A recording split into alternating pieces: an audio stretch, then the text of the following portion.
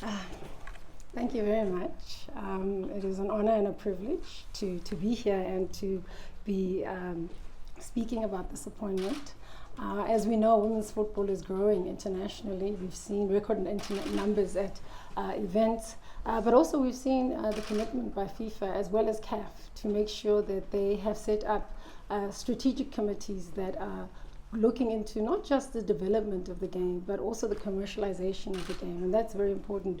We have a Women's World Cup coming in Australia and New Zealand next year, and FIFA's announced that it'll actually have its own standalone sponsors. So it's a very exciting time in the women's game, and for me it's just such an honor to be called through after having served on the task team in 2019 to put together the strategy, and now to be part of the committee that's going to make sure that that vision is realized and put into place, and to make sure that African women's football grows from strength to strength.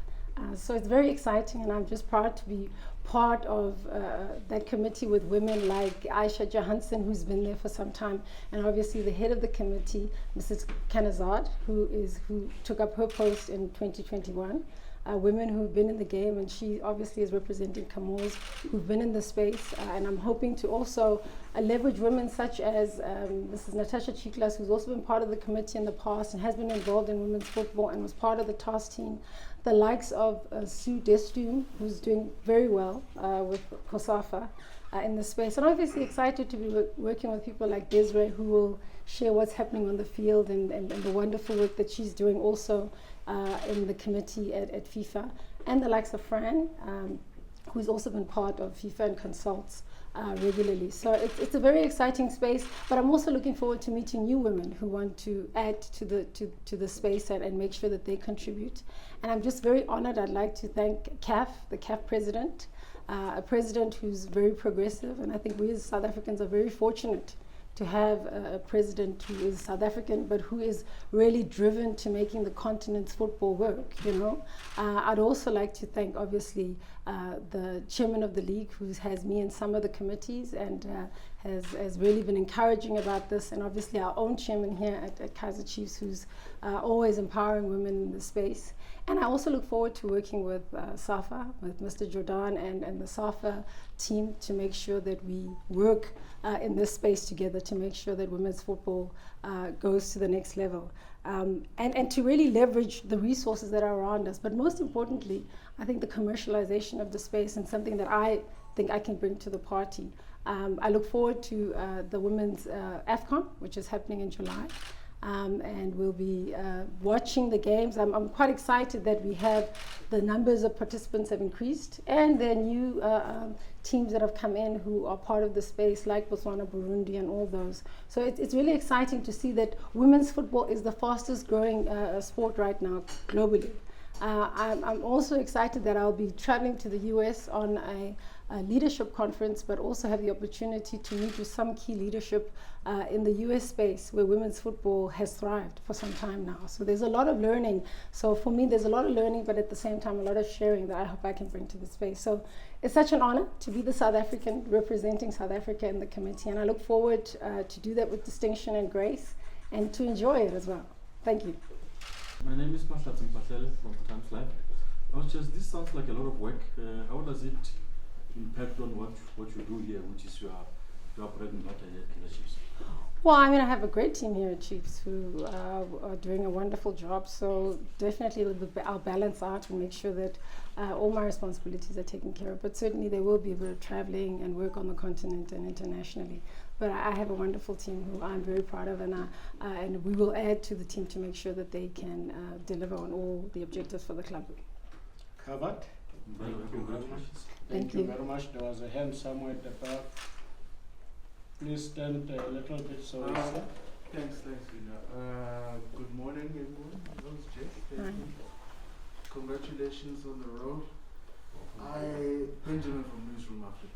I just want to know how far Kaizer Chiefs is with plans for women's football, number one. And I ask this partly because also mathematically the club can still qualify for the CAF competitions this season. So just partly because of that, partly because your appointment, what is the club's stance, basically? No, the significance of this is not lost to us as a club, and there's a lot of work happening behind the scenes. Several plans have been put in place. In fact, we even have a meeting this afternoon on some of the issues, and there will be announcements in due course. So I'm quite excited about that as well. Time frames? No, sorry. Just We'll make those announcements. I think let us have that meeting. But I think honestly, it's in place, and sooner than later. So I'm very excited about that. Just to follow up, Yeah, no, you're allowed. Sorry. I have to ask because part of the promises that management made to the supporters when they came here, I think at the back end of last season, and part of their cries was that there needs to be better presence when it comes to women's football, and it's been probably exactly a year now, and today we're still hearing that an announcement is coming. I don't know. No, I think the significance, as I said, hasn't been lost, and we've taken it very seriously. And like you say, the club's position in terms of where it could be and its participation in CAF is also making it very urgent for us. And there's been a lot of work behind the scenes. I can say by the end of the season or beginning of the new season, we'll definitely have some announcements. Thank you very much. And Tsepo? Thank you. Congratulations, Jess. Tsepo from ENCA. What does it mean, Jess, looking at our administrators in the country? I mean, there's been a lot of our South Africans going into CAF. You look at the previous AFCON, we had a doctor, your Luxus. What does it mean, your appointment, about the level of administrators we have in the country? Well, when I look at it, with all the people who are South Africans who've been working at CAF or who've represented us, there's a lot of confidence in us as South Africans, and there's a lot of, and I think we should be proud of our league and what's been done and our football administration in general. And I think sometimes we shy away from taking some of the responsibilities. So I think there's a lot of confidence in South Africans, and there's a lot we can share, both on the continent and in the rest of the world. And there are many of us who are, I mean, I know I have a staff member who's working on the World Cup right now. Who was here at Kaizer Chiefs. So many of us are out there working, and I think we should be proud as South Africans that we've had great foundation, great leadership who've really trained us and helped us. Jamba will take the last two and then we start breaking away. Tamashiwala Joseph from Sports. Just congratulations once again. The influence of Ntate Motsepe being there, he has actually openly spoken about your leadership previously, even when you were still at Sundowns, and how much of that came to play when you considered accepting this position that you've been offered? Well, I've had a relationship with CAF before President Motsepe, but I really appreciate his confidence in me, and I'm very proud to take the position, and we'll make sure that I serve with distinction. But certainly my relationship with CAF has been there for a few years now, but I look forward to making him proud and making South Africans proud, but also the continent proud, and women who are in the space as well. Hi, There's the last one. Wesley from SuperSport. Congratulations. Thank once you. again.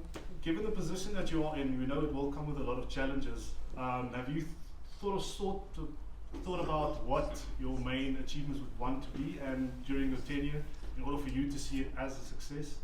Well, it's still early days, and I've still got to sit in the meetings and understand the brief, but I think success will be hopefully bringing more commercialization, bringing a different marketing spin to where women's football is, and adding value from an administration point of view in terms of what I know about the men's game and what I know from Kaizer Chiefs. But certainly I can't start putting benchmarks until we've met and finalized our approach.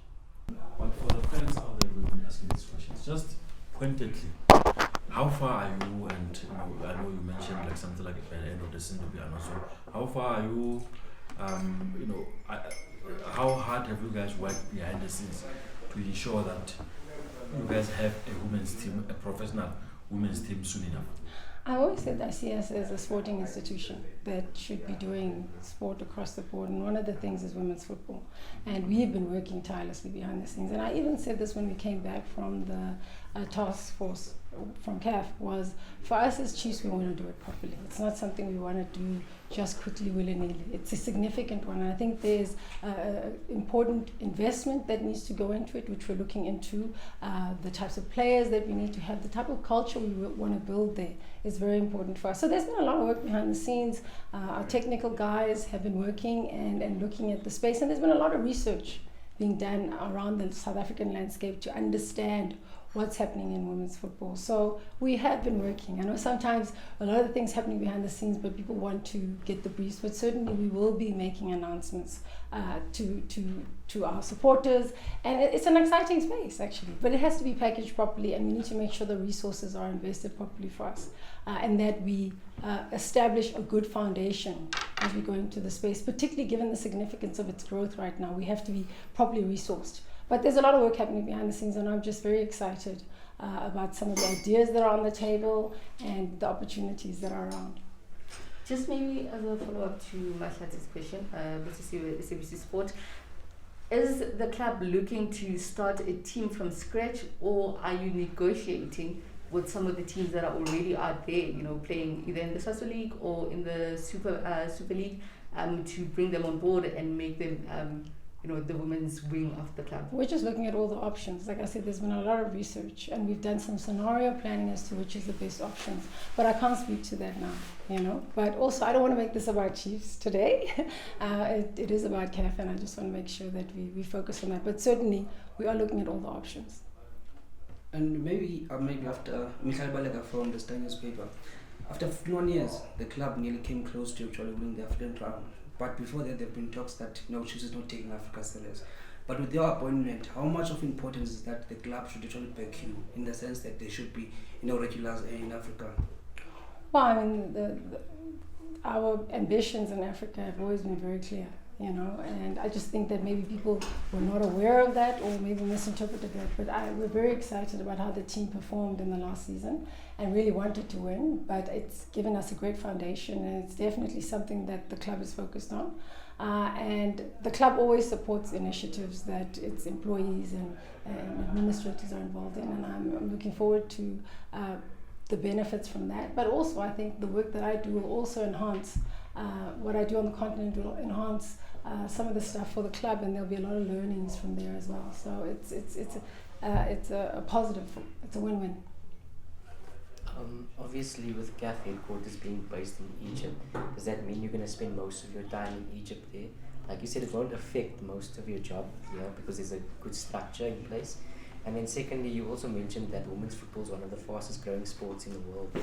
Do you think that's an advantage for African women's football to catch up with the rest of the world?